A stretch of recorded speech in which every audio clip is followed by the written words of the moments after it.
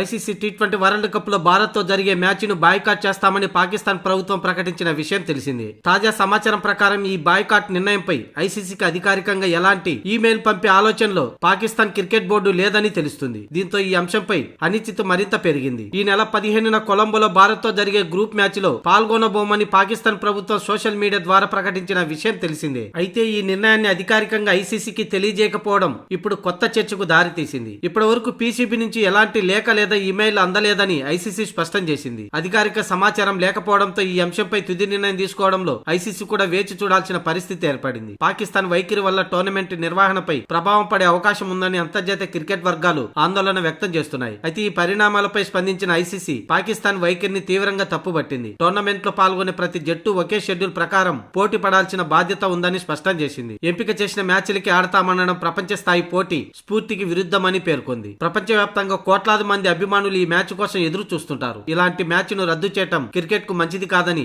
ICC స్పష్టం చేసింది. Tournament ను విజయవంతంగా నిర్వహించడం ప్రతి సభ్య దేశ బాధ్యత అని గుర్తు చేసింది. అయితే పాకిస్తాన్ ఐసీసీకి ఇమెయిల్ పంపకపోవడంపై ఇప్పుడు సర్వత్రా ఆసక్తి నెలకొంది. ఒకవేళ టీమిండియాతో పాకిస్తాన్ ఆడే ఉద్దేశం ఉంటే మ్యాచ్ టాస్ వేసే సమయం వరకు అవకాశం ఉంటుంది. ఆ సమయంలో తమ నిర్ణయాన్ని రిటర్న్ చేసి టీమిండియాతో మ్యాచ్ ఆడేందుకు కూడా మొగ్గు చూపే అవకాశం ఉంది. అందుకోసమే పాకిస్తాన్ ఇలా దోబుజ్జులాడి ఉండవచ్చు. ఒకవేళ ఐసీసీకి లేఖ పంపిస్తే ఐసీసీ పాకిస్తాన్ పై చర్యలు తీసుకునే అవకాశం ఉంది. అందుకే పాకిస్తాన్ కి మ్యాచ్ ఆడాలనే ఉద్దేశం ఉన్నా మైండ్ గేమ్ తో ఇబ్బంది పెట్టాలని పాకిస్తాన్ బోర్డు భావిస్తుంది. ఇలా ఐసీసీకి లేఖ పంపకపోవడంపై ఖచ్చితంగా టీమిండియాతో 15వ తేదీన మ్యాచ్ పాకిస్తాన్ కు ఆడే ఉద్దేశం ఉన్నట్లేనని కొంతమంది విశ్లేషకులు అభిప్రాయాన్ని వ్యక్తం చేస్తున్నారు.